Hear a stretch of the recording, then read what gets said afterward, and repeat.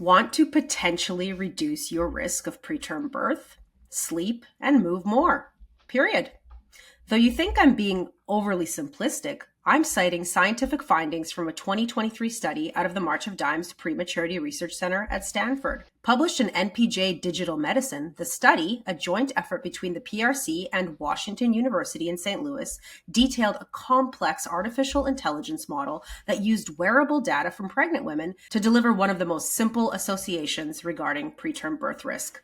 The more you sleep and exercise in pregnancy, likely the better off you'll be. The AI model found that sleepers and movers are associated with a 52% reduced risk of delivering early, while those sleeping and moving less have a 44% increased risk of delivering early. Today's episode is about AI, sleep, exercise, and preterm birth. Let's meet our guests, who are the senior authors on this study. The views expressed on this podcast may not represent those of March of Dimes or its staff. Information presented on this podcast is not medical advice and should not be construed as such. When in doubt, seek competent medical advice. Now, on with the show.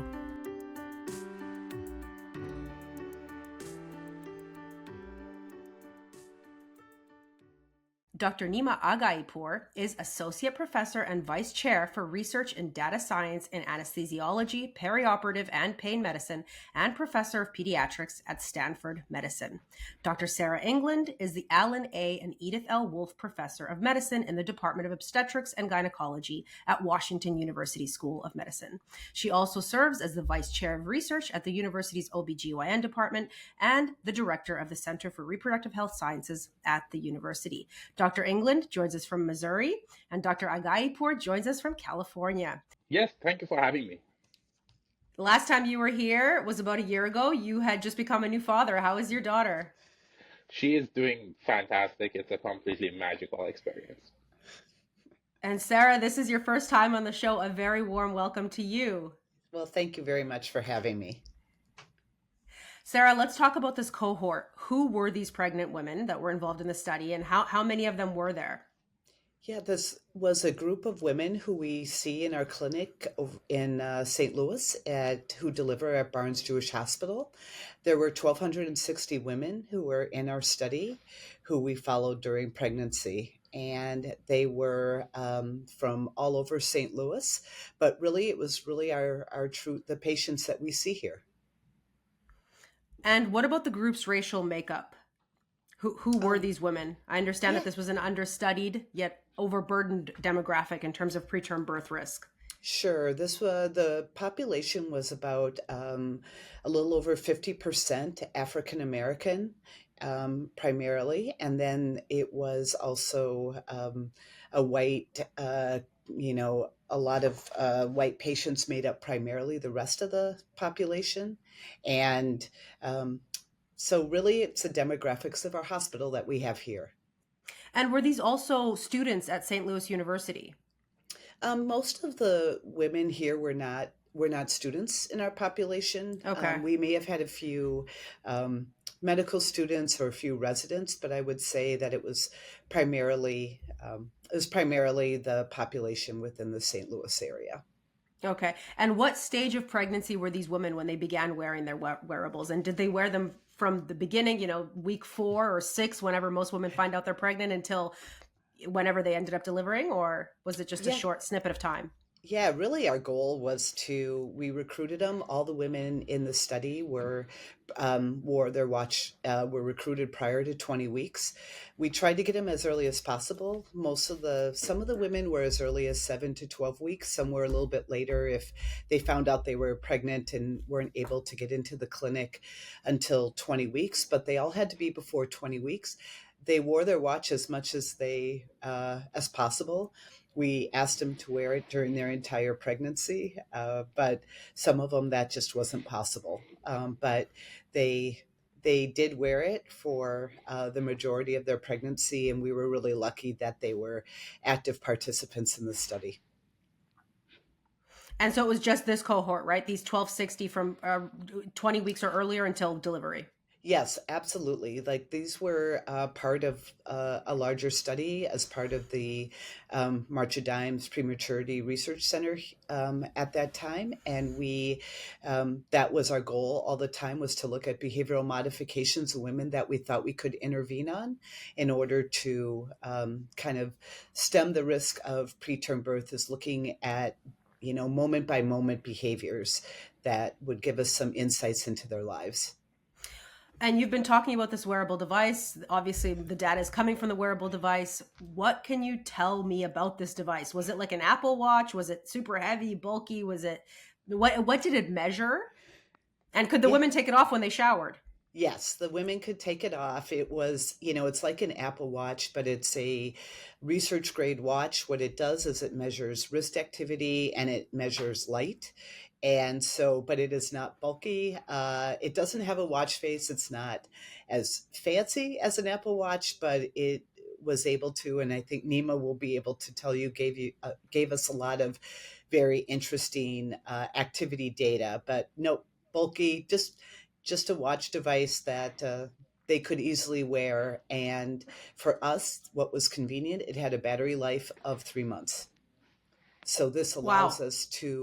this allowed them to put it on and wear it for a long period of time without having to have the data downloaded, which was really important for us, that they didn't have to think about it.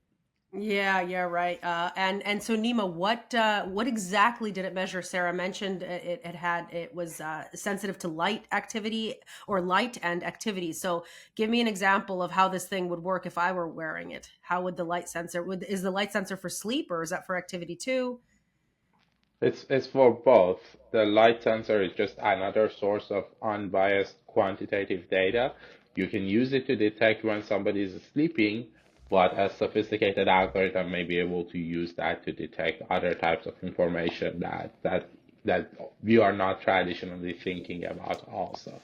The motion sensor, the accelerometer, helps us detect anything from sleep to physical activity, to the rigor of physical activity, quality of sleep, onset of sleep. All kinds of various parameters can be calculated from just that wrist accelerometer sensor alone. Very cool. And so this is obviously very important, the data that you gather through these wearables, but what do you do with that data? And that's why you guys needed a baseline, right? You needed to compare it to something that is considered normal and in terms of sleep and exercise in pregnancy. And anyone who's been pregnant or had a pregnant friend or a pregnant wife knows that women sleep less in pregnancy and women move less in pregnancy, but no one really knows what is the normal amount. And so I guess a question for you both, how is it that this has not been solidified before? What is this normal amount? And tell me how you created this baseline of normal sleep and exercise in pregnancy, which you called a clock. Maybe Nima, will start with you. All right. Well, there have been studies about sleep and physical activity during pregnancy before. Some studies have used questionnaires where we ask people, how do you think you sleep? How active do you think you have been? And the problem with these questionnaires is that they are subjective. They are not quantitative, objective data. It relies on people's perception of their activity and sleep and their memory. Others have studied physical activity and sleep using wearable devices, but not anywhere close to the scale of the cohort that Sarah is running.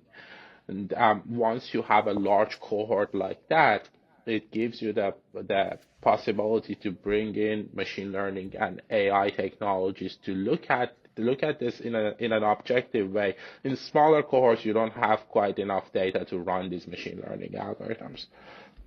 One of the beautiful things about this cohort is that it's linked to a rich clinical data set.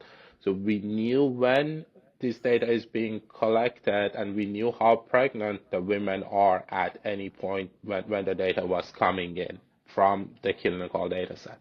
So we were able to leverage that to ask the AI to build a model for how pregnant somebody is.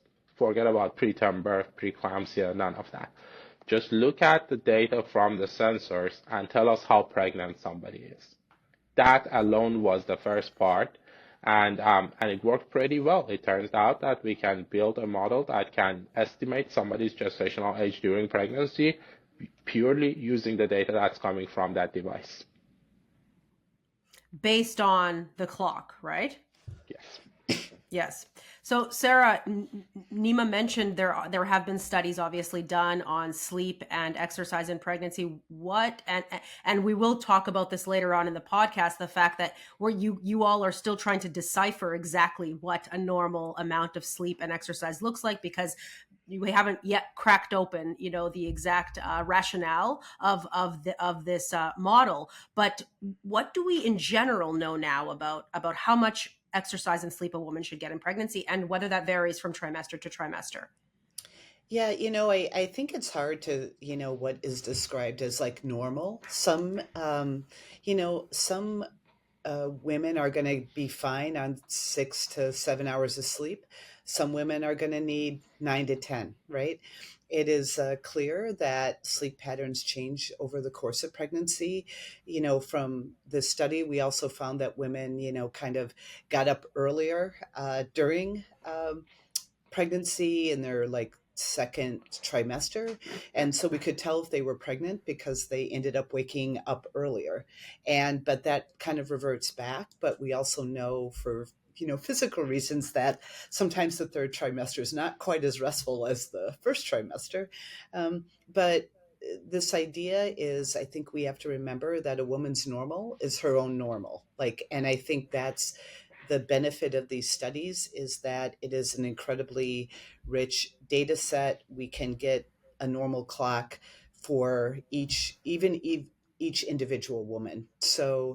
Um, so I think that it's important that, I think a lot of physicians out there do tell um, women we don't talk about sleep enough. I think this is what we're kind of highlighting in this study, Mm. is that we are very interested in kind of physical aspects, but I think other fields, and now I think pregnancy is one of them, is that we need to start talking to them about their sleep hygiene, how they're sleeping, and I think it's going to be an important aspect that we focus on in the future.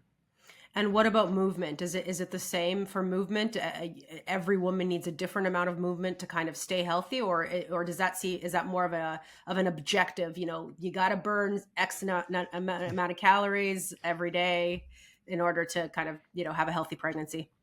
Yeah, I think what we've also found is kind of how they've gone into the pregnancy is how a lot of their pregnancy Mm-hmm. transpires, right? So if Mm-hmm. someone goes in and they're not very active uh, prior to their pregnancy, it's not like they're going to be a marathon runner during their pregnancy. So I do feel that we are, for this study, which was more observational, we are right now just kind of getting a baseline of what a pregnancy looks like for a general cohort, and then hopefully we'll be able to tease that apart as we go further along in these studies.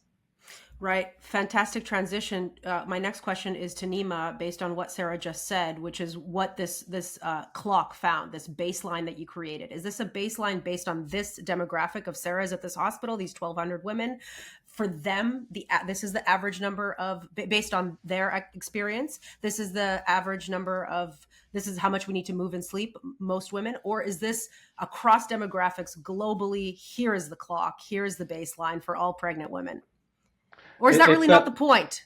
Is the point more individualized for, is that the direction that you're going into? Well, there is a little bit of both. There is an individualized point that I think will generalize to all of us, to everybody, that more physical activity, more sleep is probably a good thing. It has been established in animal models that it reduces inflammation, which is linked to all kinds of complications down the road. So that point, I think, will generalize. But the actual amounts of how active do you need to be or how well Mm-hmm. do you need to sleep, those are for now limited to this particular population until we run more studies in other populations and prove that it's going to be generalizable. Right. Okay. So tell me then, what happened once you had the baseline, you have this clock, and what is it that the model does? Like you said, the model was able to tell you exactly how pregnant somebody was based on the sleep and activity data, but there were some surprising findings, right? The model seemed to maybe make a mistake, although it didn't. Right. So the main point of defining normal is so that you can detect abnormal and see if it's associated with anything adverse that you can hopefully prevent. There were some women who looked very pregnant to the AI, to the machine learning algorithm, but in reality they were not very pregnant. Those women ended up having worse outcomes across the board, but particularly with preterm birth.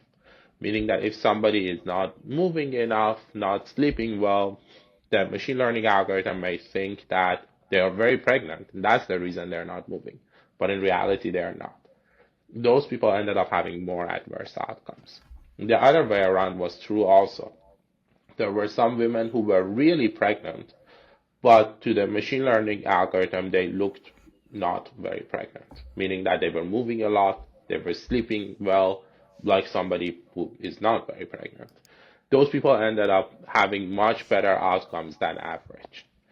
That shows that if you detect some kind of deviation from what the normal population is doing, it not only gives you the opportunity to predict outcomes and try to prevent them, but it potentially even gives you clues as to how that prevention may happen.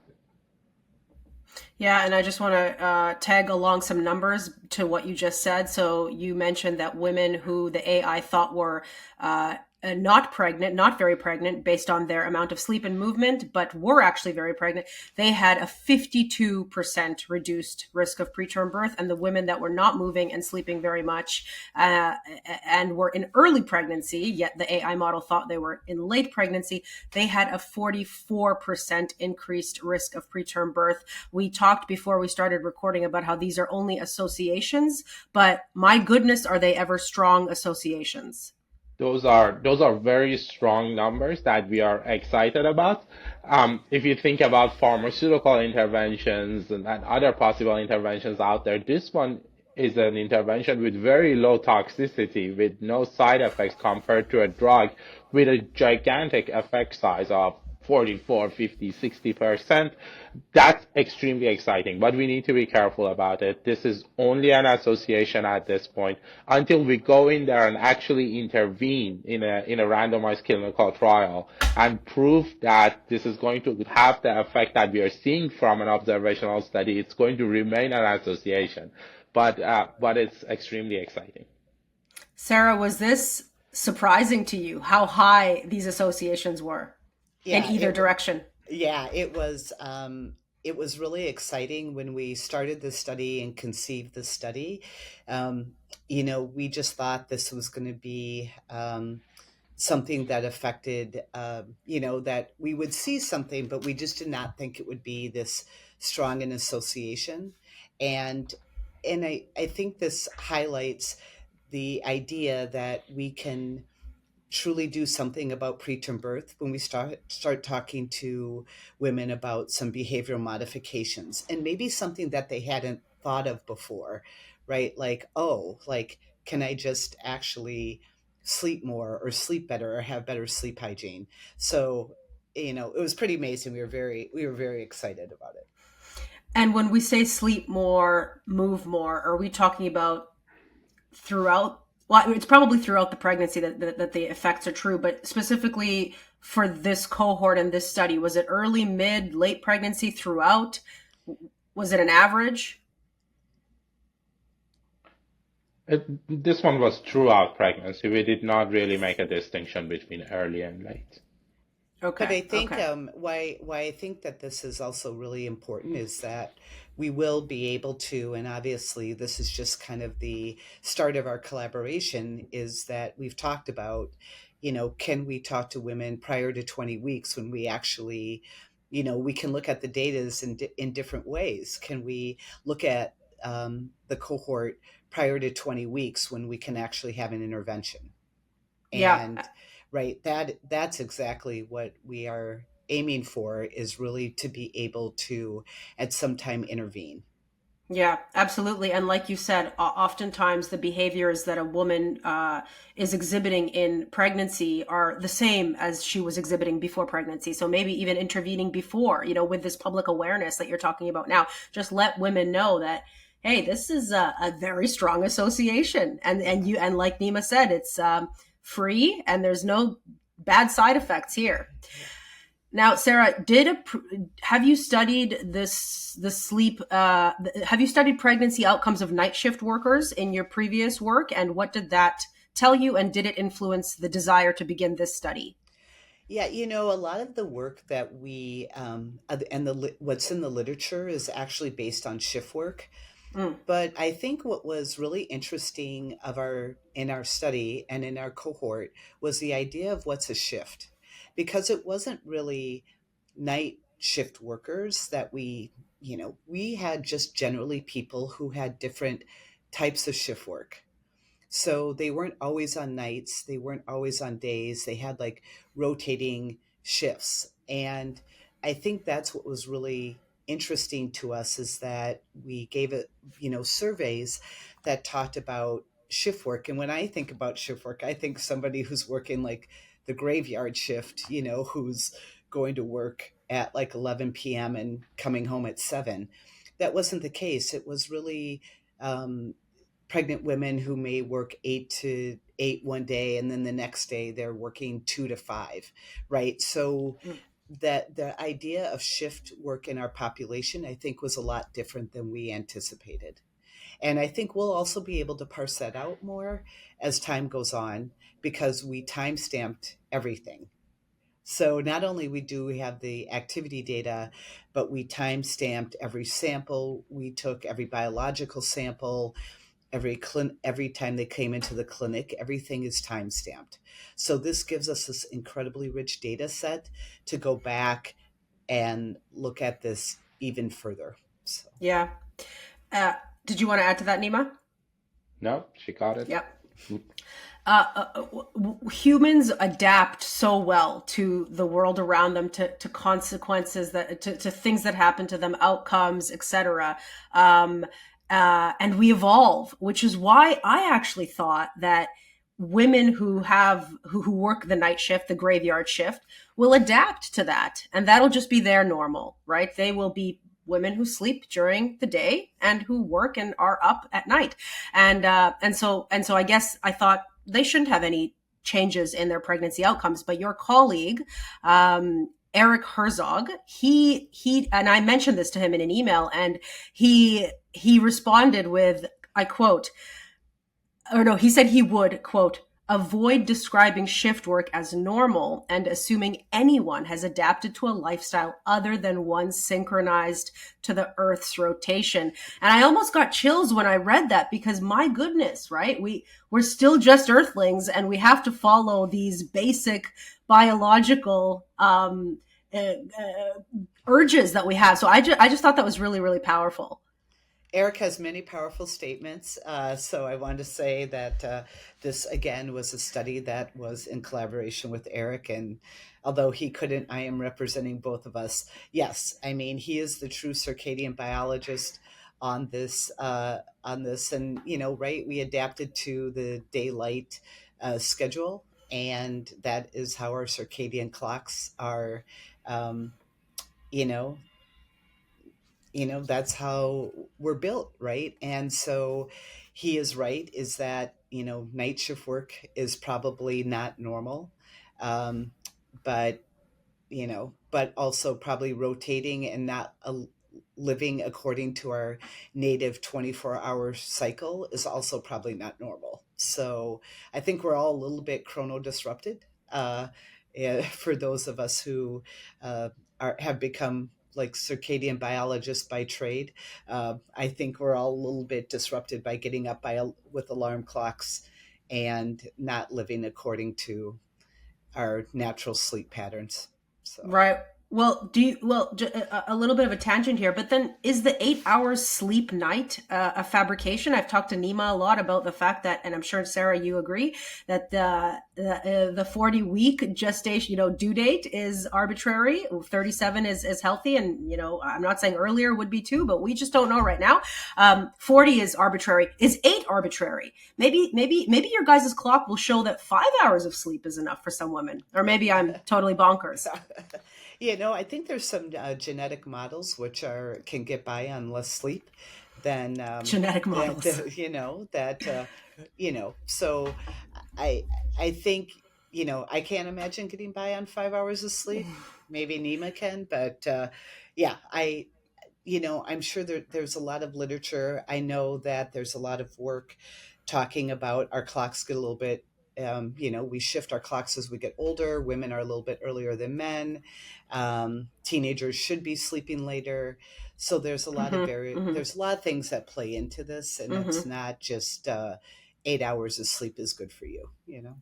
Nima, in addition to the wearable data, there was also data from a questionnaire that women filled out, right? And did they talk about how much they slept and how much they exercised? And I'm wondering, did they overestimate the amount of hours they sleep? Because I wonder what actually happens to us at night. We might think we slept a lot, but we might have had a terrible sleep. We didn't look into that in this particular study, but in other studies, it has been shown that people overestimate their physical activity and their sleep in self-reported questionnaires. Um, in this study, when we ran a machine learning algorithm on the questionnaires and the wearable data combined, we didn't end up getting additional accuracy. The questionnaires were not really helping the machine learning model become more accurate. But this is not to say that they are not useful. There are other scientific questions that you can only exclusively answer using those questionnaires because one, the devices can't measure everything, and two, we have billions of neurons in our brains which are often able to pick up on really sophisticated patterns that accelerometer doesn't even have a chance at detecting that. Things like stress, various sources of anxiety, other complicated factors that a wearable device wouldn't be very successful at capturing can be captured with these questionnaires. So while in this case it didn't help our machine learning algorithm, they still remain a very important tool for research moving forward. Yeah, I'd like to add to that if possible. And, when we gave the questionnaires in our study, right, you're asking them to remember what happened over their entire trimester with like one questionnaire. And, the wearable data is so moment by moment and rich. The questionnaires definitely do have a purpose in research. It is easy to have someone take one of the sleep questionnaires while they're sitting there, and they've been validated, right? They've been great, but are they going to give us the richness of the data that we are able to get from a wearable? That's just not possible. And if they had a bad night the night before, that doesn't tell us what happened like 3 weeks ago, right? So there's a little bit of recall bias. So I think that the questionnaires that, like Nima said, are incredibly helpful, but there's kind of a difference in what we use them for. Yeah, absolutely, and also knowing what we know about memory in pregnancy as well. There's another element there, challenge.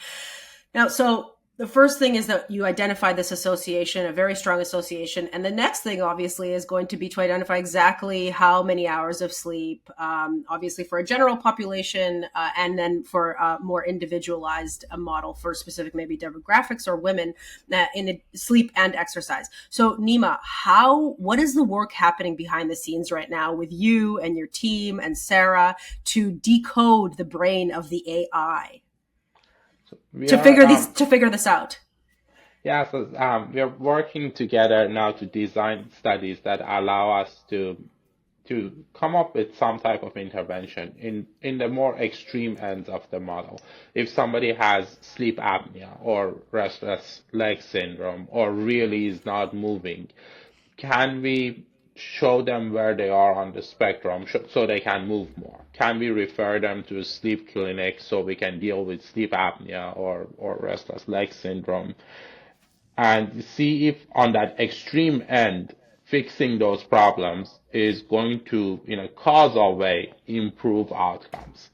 That will be that will be one of the lower hanging fruits before we start generalizing this to everybody and making recommendations for the general public. First, we can start with the ones that are really not doing well and see if we can help them. And will women one day be able to look at their Apple Watch and see an alert pop up telling them how many more calories to burn or hours to sleep to decrease their risk of preterm birth? Are we on the way to commercializing this in 5-10 years? um, One day, yes. Are we on the way to commercialize this in the next 5 or 10 years? I don't know. It really depends on the results of the next couple of studies. Yeah. And a question for both of you. I don't know who wants to go first, but the underlying reason for this association, Nima, you mentioned it already, so maybe you can go first, and Sarah can add to it. Is this word that we've been hearing about a lot, inflammation? This is the worst thing in the whole world, right? And it can trigger preterm birth, and it is associated with not a lot of exercise and not a lot of sleep. Tell me why. Right. So in other studies that we have done in the past, we have shown that inflammation is connected to preterm birth. Other people, both in humans and in animal models, have shown that physical activity and sleep are connected to preterm birth. Now, the beautiful thing about this cohort that Sarah has developed is that they also have biological samples on these very same women. So we are able to ask questions that help us complete that triangle of physical activity, sleep, inflammation, preterm birth. And ask if the same women who looked really pregnant to the machine learning, but they were not very pregnant, um, are they the same women who have a high level of inflammation? And through that, potentially, are they the same people who have higher rates of preterm birth? Then, if that turns out to be a pathway, this potentially suggests that we can modulate biology, we can modulate inflammation using physical activity and sleep in these women without having to rely on a drug. Yeah, I think that, thanks, Nima. I agree. I think that this is going to allow us to look at more mechanistic studies with the collection of these samples. But I think we needed to know where to go. And this is what's so great about the model, is that it's going to be able to tell us what mechanisms that we need to start investigating in order to kind of target those mechanisms and figure out, you know, what is happening in our cohort of women in St. Louis and why they have such high rates. So, yep, we are excited. I mean, we have many years of work ahead of us, but we're excited to continue the study. And what will you do differently once it's time to kind of deliver the message to the public outside of the things that we're doing now? Obviously, this podcast will be live and people will be able to listen to it. But I guess the question I'm asking is, I think a lot of women already know that you should sleep a lot and you should move a lot. So how will the message be different? How will you tailor it differently to try to really make this free impact, right? No drugs necessary, sleep and move more, because I think in a way we know that already, but so clearly the association is very strong and it's shockingly strong, but how do we, for lack of a better term, move pregnant women to really make these changes? You know, I think we really need to make sure that again, this is an association, it's not causality.